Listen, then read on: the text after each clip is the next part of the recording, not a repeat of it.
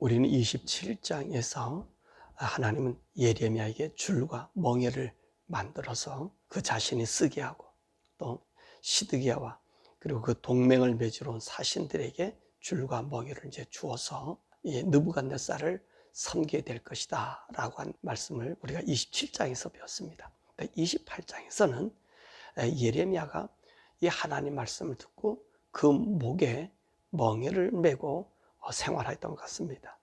그때 거짓 선지자 하나냐가 나타나서 예레미야 앞에서 이제 여호와 성전 앞에 모든 제사장들과 백성들에게 앞으로 2년 안에 이 바벨론 왕, 그 왕의 멍에를 하나님이 꺾고 이 성전 기구에 있는 모든 것이 빼앗겼지만 이 모든 것이 다 가져서 올라오게 된다라고 이야기합니다. 그리고 이제 바벨론 포로가 잡혀간 사람들도 다 올라온다라고 그렇게 이야기하죠. 그래서 예레미야가 이 하나냐에게 대답합니다. 하나님께서 정말 그렇게 해주기를 원한다. 그러나 하나님께서는 이전 선지자들에게 또 나에게 얘기한 것은 재앙을 얘기한 것이다. 만약에 네가 평안을 얘기했다고 하면 그 평화가 이루어지게 되면 하나님께서 보낸 선지자의 말일 것이다. 그렇게 이야기를 하였습니다. 그래서 오늘 이 본문의 말씀 보니까 이 거짓 선지자 하나냐가 죽음을 당한 이야기가 나오죠. 자, 오늘 이 본문의 말씀은 언제 일어난 사건이죠? 시드기야 왕 4년 5째 달에 일어난 사건이다. 그렇게 이야기하고 있습니다. 그러니까 여호야긴 왕이 상배월 10일 동안 이 유다를 다스리다가 느부갓네살에게 잡혀가고 난 이후 바벨론 왕이 시드기야를 왕으로 세운 지 4년 반이 지난 일에 일어났던 사건인 것입니다. 이때 누가 일어났다 그랬어요? 거짓 선지자 하나냐가 일어났다는 것입니다. 자, 근데 이 사람이 지금 어디서 예언했다 그랬죠? 하나님의 전에서, 여호와의 전에서 이야기를 했다는 것입니다. 누구에게 했죠? 오늘 하나님의 말씀을 전한 예레미야의 앞에서 증거를 삼았어요. 그러니까 지금 어떤 상황이 일어난 것입니까? 예레미야는 계속해서 하나님의 징벌에 대한 이야기를 했고, 오늘 선지자 하나냐는 하나님 앞에서 하나님의 기쁨의 복음을 전하게 됐다는 것입니다. 그래서 오늘 하나냐가 정한 얘기가 뭐예요? 하나님께서 2년 안에 이 여호와의 성전 모든 기물을 다 이쪽으로 옮겨주고 엘리야김의 아들 여고니야, 이 바로 이 여호야긴 왕인데 이 왕과 함께 바벨론으로 포로로 잡혀간 모든 유다 사람들이 함께 돌아온다는 것입니다. 그러니까 오늘 예레미야는 여기서 재밌는 말을 하잖아요. 6절에서 9절의 말씀 보니까 아멘. 여호와는 이와 같이 하시기를 원한다. 네가 얘기한 대로 우리 여호와 하나님께서 성전 모든 기구와 모든 포로들이 이곳에 되돌아오기를 정말로 원한다. 그렇게 이야기합니다. 사실 이 말은요, 예레미야가 그의 말을 찬동한 건 아니잖아요. 정말 나도 그와 같이 소망한다는 거예요. 그와 같이 되기를 원한다는 거지요. 그러죠. 하나님 말씀을 전하는 이 예레미야는 따지고 보면 지금 이 이스라엘 땅에 무엇을 지금 선언하고 있어요? 저주를 선언하고 있잖아요. 예레미야는 저주를 선언하고 있는 거예요. 근데 이 예레미야가 저주를 선언하고 있지만 사실 예레미야의 본 마음은 어떤 마음이지요? 저주가 아니잖아요. 자기가 하나님 말씀을 증거하지만 하나님께서 하라고 말씀하지만 저주는 전하고 싶지 않았단 말입니다. 그러니까 예레미야가 어떤 심정을 표합니까? 하나님, 나 다시 하나님 말씀 전하지 않겠습니다. 내가 떠나가겠습니다. 심지어는 자기의 삶까지 저주했잖아요. 자기가 태어난 것을 저주했잖아요. 그게 너무나 싫었잖아요. 왜 그래요? 그렇잖아요. 이 사람들에게 악한 것, 저주스러운 말을 퍼부을 사람이 어디 있냔 말이에요. 안 되는 말을 퍼부을 사람이 어디 있냔 말이에요. 그런데 오늘 예레미야가 지금 6절에서 이 말을 찬동한 것은 그렇게 되기를 정말 자기도 소원하는데 그렇지 않다는 거잖아요. 그래서 예레미야가 뭐라 말씀하십니까? 나와 너 이전에 있던 그 많은 선지자들이 이 땅에 어떤 얘기 했습니까? 많은 나라가 와서 전쟁과 재앙과 전염병으로 여기를 치겠다고 예언했다고 말한 것입니다. 그러니까 이 예레미야가 이 말을 전하는 것은 내가 아니라 하나님이 한 것이라는 거지요. 그래서 지금 예레미야는 지금 무슨 말하고 있는 거예요? 나는 지금 네가 얘기하는 그 내용의 얘기를 하나님으로 들은 적이 없다. 그렇게 이야기한 것입니다. 그러면서 뭐라고 얘기하죠? 평화를 예언하는 선지자는 그 말이 응한 후에야 그가 진실로 여호와께서 보낸 선지자인 줄을 알게 되리라 라고 말하는 것입니다. 자, 이 말은 무슨 말이죠? 하나님의 선지자를 보냈느냐 하는 그 말의 내용이지요. 하나님의 선지자를 보내요? 좋은 것이 있을 때 하나님 선지자를 보내드나요? 아니지요. 선지자가 그에게 나타났다는 얘기는 그 땅에 또 그 나라에 또 그 사람에게 그 집안에 어떤 문제가 있었기 때문에 선지자가 찾아오게 되는 것입니다. 그랬을 때 우리가 한번 보세요. 사무엘이 다스렸을 때에 오늘 사울왕 그 기스의 동네에 가지 않았습니까? 그랬더니 그 사람들이 어떻게 합니까? 우리가 무슨 죄를 저질렀습니까? 그때 두려워했다고 하잖아요. 선지자가 나타나면 일단 사람들은 두려워하게 되는 거예요. 왜? 오늘 우리의 죄가 무엇인가? 라고 하는 것이지요. 그러니까 오늘 여기 있는 말씀 보세요. 그 예레미야 얘기하잖아요. 네가 하나님의 평화를 얘기했어? 그럼 네가 말한 평화가 이루어져야만이 여호와 하나님께서 너를 보낸 자인 것을 알 수 있다. 그렇게 이야기하는 것입니다. 그러니까 이 하나냐가 예레미야 목에 있는 그 멍에를 꺾고 백성 앞에서 다시 확인하잖아요. 2년 안에 모든 민족의 목에서 이 바벨론 왕의 멍에를 꺾어버리시겠다. 그렇게 예언한 것입니다. 이렇게 하나냐는 기세등등하게 모든 사람들에게 이 평화를 전했습니다. 근데 여호와 하나님께서 재차 예레미야에게 말씀하시죠. 하나냐가 네 목에서 나무 멍에를 꺾어버렸지만 난 이제 새 멍에를 만들었다. 그래서 하나냐에게 얘기하기를 이제 느부갓네살 왕이 새 멍에로 모든 나라를 다스릴 것이 될 것이고 내가 그에게 들짐승까지 주었다. 그 얘기는 뭐죠? 이 포악하고 산악한 그런 왕으로 더 돌변시켰다고 하는 그런 의미인 것입니다.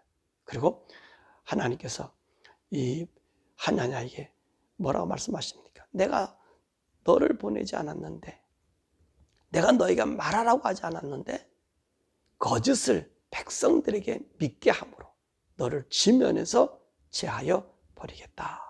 그리고 너는 금년 안에 죽을 것이다. 그러더니 오늘 7월 달에 죽었다 그랬습니다.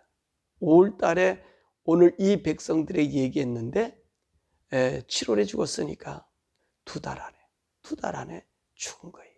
사랑하는 여러분, 오늘 여기서 우리가 하나님 말씀에 대하여 참 선지자와 거짓 선지자의 차이점이 뭔지를 우리가 알게 됩니다. 이 거짓 선지자 하나냐가 이 거짓 선지자임을 어떻게 알 수 있죠? 오늘 여기 있는 이 말씀에 보면 예레미야는 이렇게 얘기해요. 나와 나의 앞에 있던 모든 선지자들이 이 땅에 내릴 하나님의 재앙에 대해서 말을 했는데 오늘 너는 평화를 얘기했다는 거예요.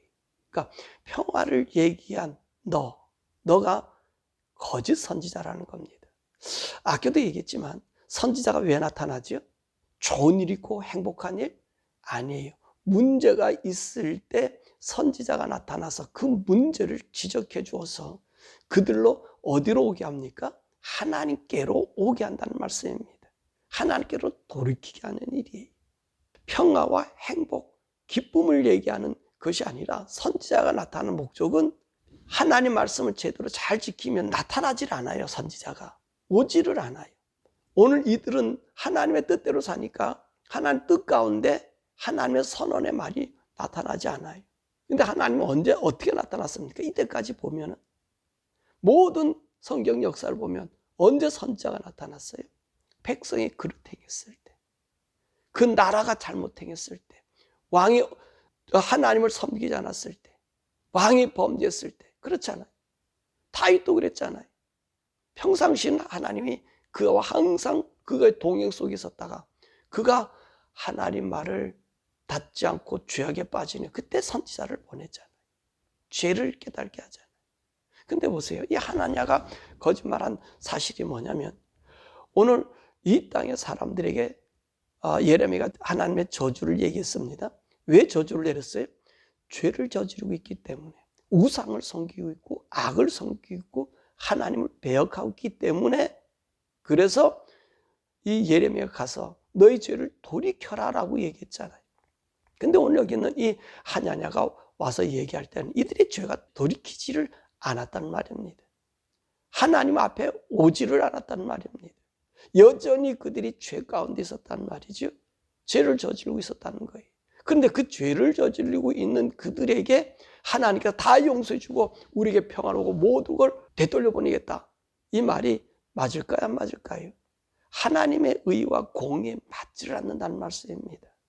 하나님은요, 아무리 자기에게 정말로 충성스러운 자랄지라도 거짓과 악이 있으면 하나님은 냉정하신 분이에요.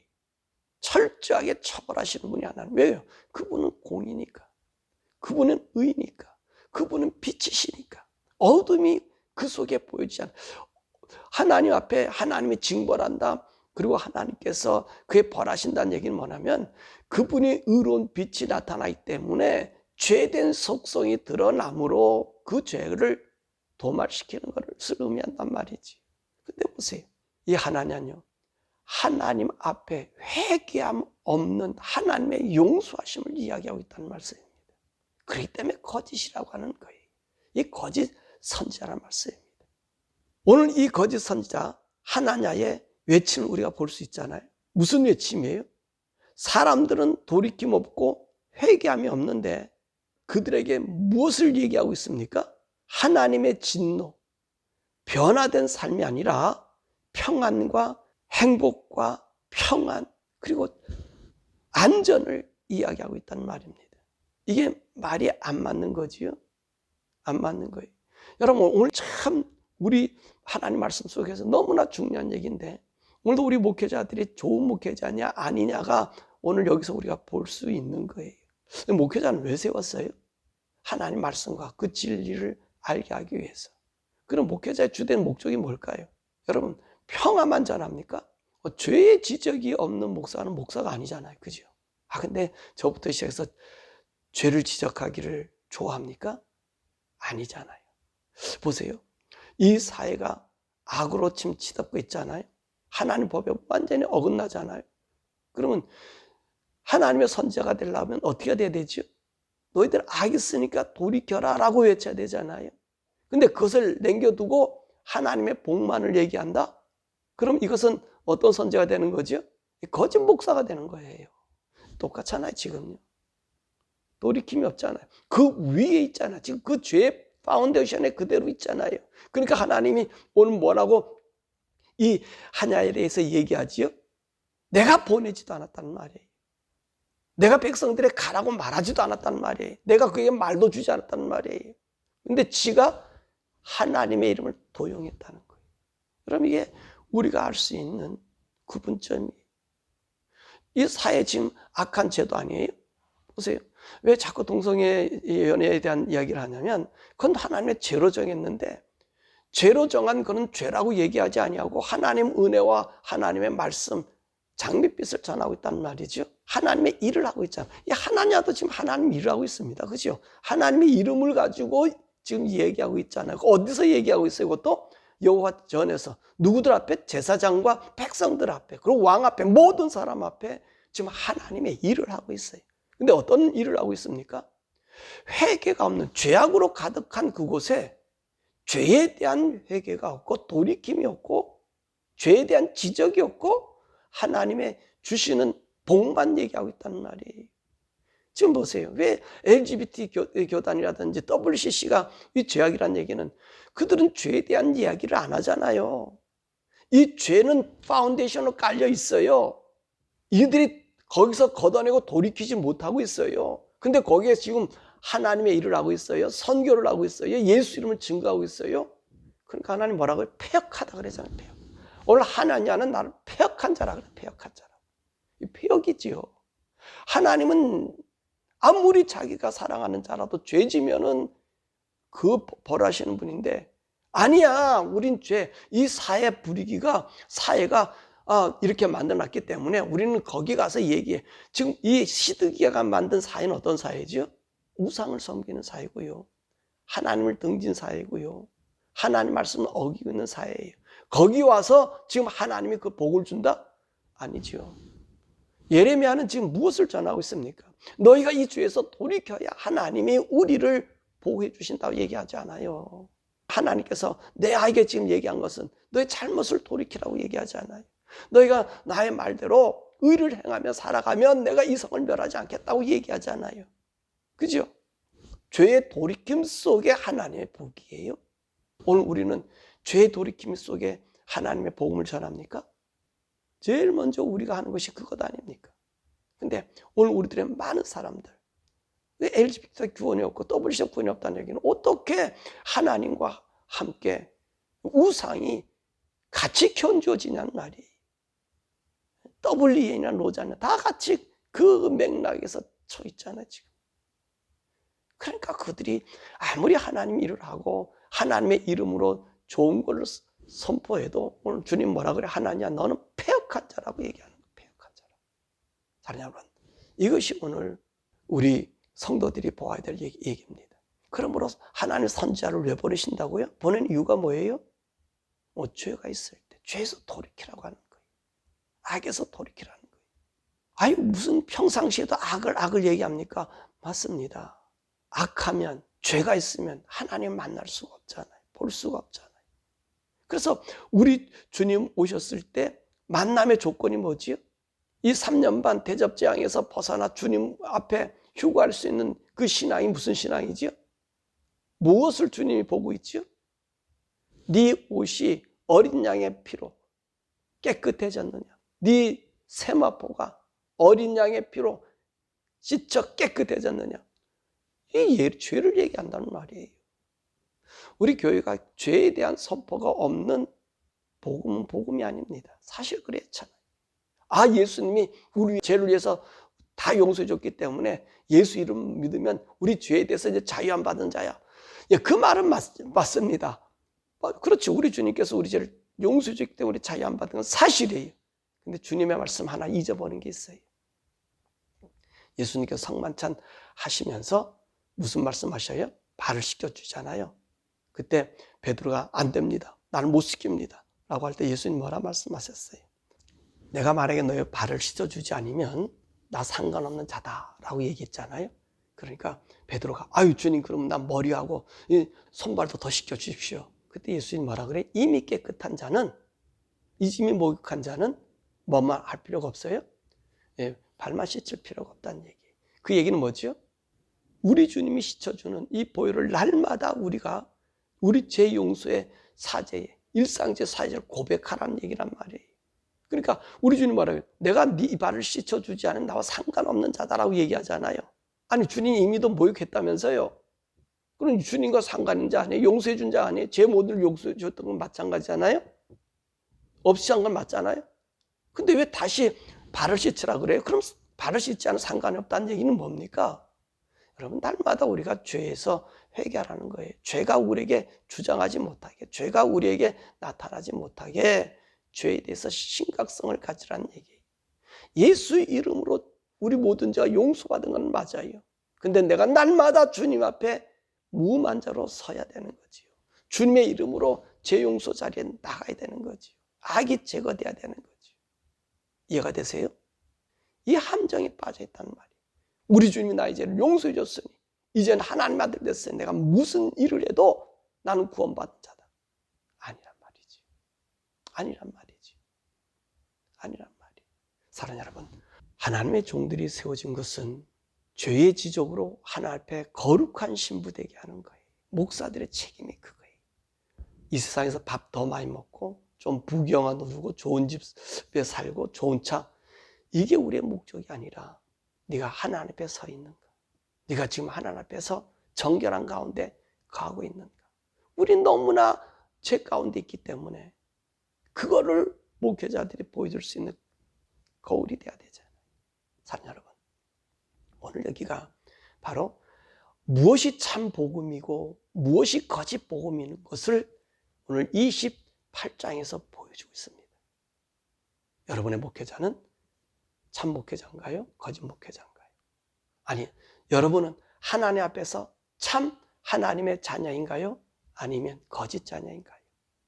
날마다 죄를 주님 앞에 자복하지 못하고 하나님의 은혜만 바라고 평안을 바라고 복을 바란다면 그것은 거짓 복이요, 거짓 평화요, 거짓 믿음인 것을 우리가 알게 됩니다. 바라보는 저와 여러분들이 참 믿음 안에 주님 안에서 날마다 정결한 자로 나타나서 내가 달라해서가 아니라 하나님 나를 보호해 주시고 인도하시는 그 발걸음 속에 그 하나님의 은혜의 영광을 누리며 사는 우리 모든 성도 되기를 주님의 이름으로 축원합니다. 우리 함께 기도하지요.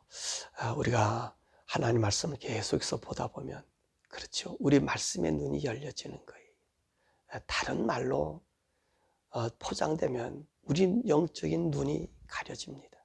그런데 하나님 말씀을 보고 그 말씀으로 가면 우리 성령님 우리 가르쳐주면 분별할 수 있는 영을 주십니다.